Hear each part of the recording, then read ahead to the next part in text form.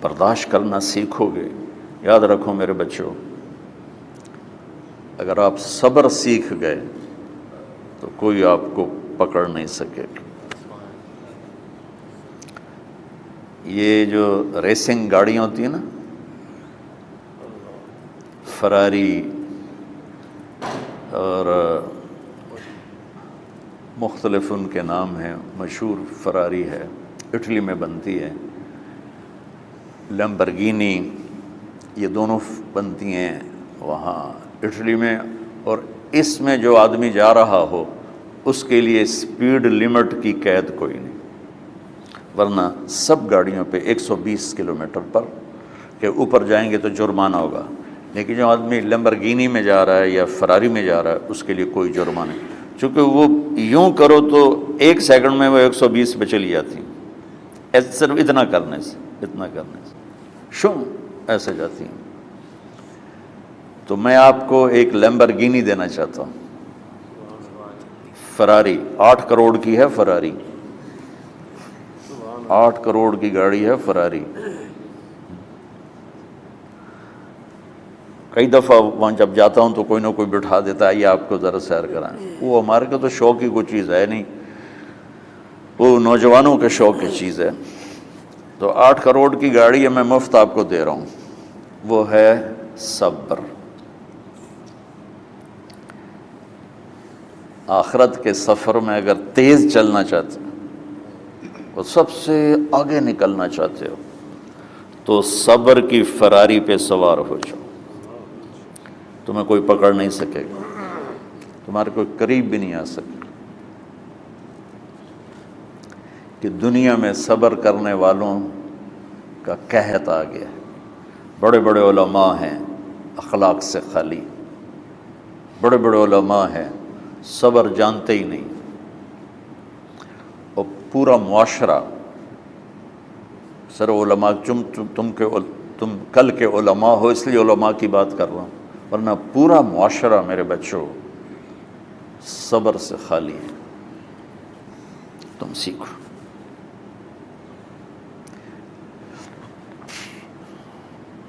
دیکھو میری ایک بات سنو، علم کی کمی ہو تو اچھے اخلاق اس کو چھپا دیتے ہیں. اخلاق کی کمی ہو تو بڑے سے بڑا علم بھی اسے چھپا نہیں سکتا. سارے عیب ہوں اور اخلاق اچھے ہوں تو اخلاق وہ چادر ہے جس میں سارے عیب چھپ جائیں گے. اور ساری صفتیں ہوں اور بد اخلاق ہو تو ہر صفت کو بد اخلاقی چھپا دے گی.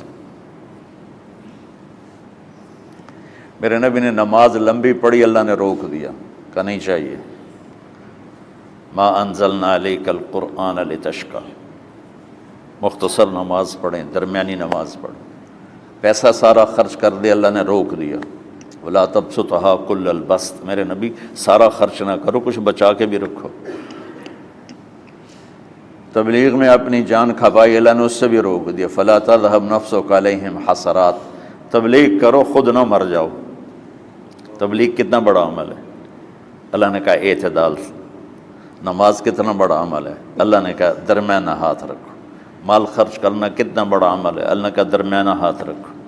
جب میرے نے میں نے اخلاق میں بلند پرواز دکھائی تو اللہ نے کہا شاباش انک لعلی خلق عظیم. میرا نبی میں آپ کو شاباش دیتا ہوں، آپ کے اخلاق بڑے عالی شان ہیں. یہ نہیں کہا کہ اتنے بھی ذرا تھوڑا اکھ بھی کھائی کر، کوئی کوڑا ہویا کر. تو تم مولوی بڑے غسیلے ہوتے ہو. تم میرے بچے بیٹھو نا، اس لیے بات کر رہا ہوں. صبر نام کی شے ہی نہیں ہوتی. فقہ پڑھنا تو ہماری مت ماری جاتی. قرآن کو بھی فقہ کے انداز میں پڑھتے ہیں، حدیث کو بھی فقہ کے انداز میں پڑھتے ہیں. بخاری سے زیادہ امام بخاری پڑھاتے ہیں. ترجمۃ الباب پہ اتنا وقت لگا دیتے ہیں کہ حدیث جو اصل چیز ہے اس کی طرف توجہ نہیں جاتی۔ امام بخاری کی کتاب کا مقدمہ کوئی نہیں، تو اس پر جب بخاری شروع ہوتی ہے تو ہفتہ ہفتہ اس پہ سبق چلتا ہے کہ امام بخاری نے مقدمہ کیوں نہیں لکھا، جی میں سارے مل کے یعنی امام صاحب نے تو گلاں کیتی جان۔ میں اس کا اتنا آسان 1 منٹ میں اس سارے سبق کو ختم کر دیتا ہوں بخاری شریف کے، کہ دیکھو بھائی امام صاحب کا دل نہیں کیا مقدمہ لکھنے کو، اس لیے انہوں نے نہیں لکھا، گل مک۔ ایک حدیث کے عنوان اور حدیث میں جوڑ نہیں تھا، تو شیخ رمزی بہت بڑے فاضل آدمی ہمارے فیصل آباد، میں نے کہا شیخ یہ جوڑ کوئی نہیں، کہا شیخ ھذا من اصعب ابواب البخاری، یہ بخاری شریف کے مشکل ترین ابواب میں سے۔ میں نے کہا بڑا آسان کام ہے، امام بخاری بھول گئے، ترجمہ کوئی اور تھا، حدیث کوئی اور لکھ دی، بھول گئے، بشری تو ہیں، کیوں بچوں نے مصیبت پان دے۔ تو بچوں شوق سے جاؤ، بہانے نہ کرو، ہماری طرح تھوک ڈال کے پیٹوں میں درد، وہ شامہ پہ جان گیا پھر توڑیاں۔ ٹھیک ہے نا، میں زیادہ بول نہیں سکتا ہوں، ضروری سمجھ کے آیا تھا کہ تم خوشی سے جاؤ۔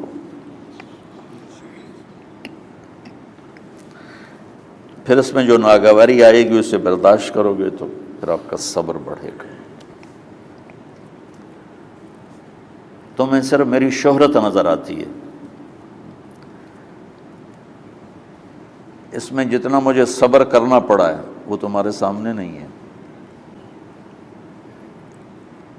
جتنی کڑوی گولیاں میں نے کھائی ہیں لوگوں سے وہ تو تمہیں نہیں پتا۔ اب تمہیں اتنا نظر آتا ہے کہ واہ واہ ہو رہی ہے آگے پیچھے لوگ، میرے اللہ کا کرم ہے، میری کیا اوقات، آج ہوں کل مر جاؤں گا، اولاد کو بھی یاد نہیں رہے گا کہ طارق جمیل کون تھا۔ جو ہے اس میرے رب کا کرم ہے، مجھے اپنی شہرت سے کبھی دھوکہ نہیں لگا، تو میرے بچوں اس لیے بتا رہا ہوں، کوئی فخر نہیں، کہ مجھے اپنی شہرت سے کوئی دھوکہ نہیں، ایک لمحے کے لیے بھی مجھے دھوکہ نہیں، میرے دل کی گہرائیوں یہ بات اتری کہ سب میرے اللہ کا فضل ہے، اور برائی کرنے والا اور اچھائی کرنے والا میری نظر میں برابر ہو گیا ہے۔ برابر ہونے کا مطلب پہلے سمجھو، تم مجھے گالی دو گے مجھے تکلیف ہوگی، تو میری تعریف کرو گے مجھے خوشی ہوگی، اس کو برابری نہیں کہتے، وہ تو ایک طبعی چیز ہے۔ یہ میں نے ہاتھ پہ اپنا ہی ہاتھ مارا تو اس کو درد ہو رہا، تو اگر میں مولوی شوکت صاحب سے بدتمیزی سے بات کروں گا تو ان کو تکلیف ہوگی، اور میں ان کی قربانیاں بیان کروں گا۔ یہ ذرا کھڑے ہو نا،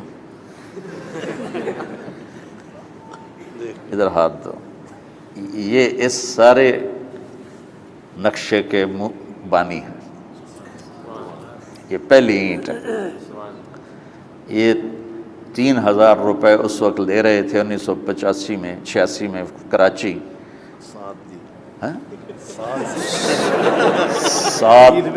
7,000 ان کی تنخواہ تھی، اور میں نے ان کو تلمبے میں بلایا 900 روپے مہینے پر۔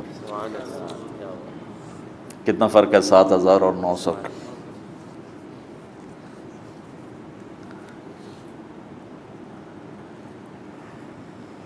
لوگ میری تعریف کرتے ہیں، میں اللہ کا شکر ادا کرتا ہوں، اور اس پہ میں تکبر میں نہیں آتا۔ یہ ہے مدح اور ذم برابر ہو جائے، یعنی تعریف کرنا اور برائی کرنا برابر ہو جانے کا مطلب یہ نہیں ہے کہ برائی سن کے اثر نہیں ہوتا اور تعریف سن کے اثر نہیں ہوتا، نہیں، برابر ہونے کا مطلب بتا رہا ہوں، اس کی توفیق تائید رحمت اپنی اولاد کو بتا رہا ہوں۔ کوئی میری تعریف کرتا ہے میں اللہ کا شکر ادا کرتا ہوں اور اپنے آپ کو بھولتا نہیں ہوں، کوئی میری برائی کرتا ہے تو میرے دل میں اس کے لیے کوئی منفی جذبہ نہیں پیدا ہوتا۔ یہ ہے اچھائی برائی کو برابر کر دینا، کہ میرے اوپر مختلف الزام لگتے ہیں تو میں ان کو پی جاتا ہوں، اور اس طرح کا معاملہ کرنے والوں سے اپنے دل کو بالکل صاف رکھتا ہوں، بالکل صاف، اور میرا ان سے معاملہ اسی طرح ہوتا ہے جیسے پھر آؤ جی اپنی وجہ سے کبھی کسی سے قطع تعلق نہیں کرتا۔ تو بچوں، صبر بہت بڑی دولت، یہ تمہاری تبلیغی زندگی میں بھی کام آئے گی، علمی زندگی میں بھی کام آئے گا، جب تم گھر والے بنو گے، شادیاں ہوں گی، اس وقت یہ کام آئے گا۔ ٹھیک ہے، اب بہانہ تو نہیں کرو گے نا، خوشی سے جاؤ گے نا؟ چلو، السلام علیکم۔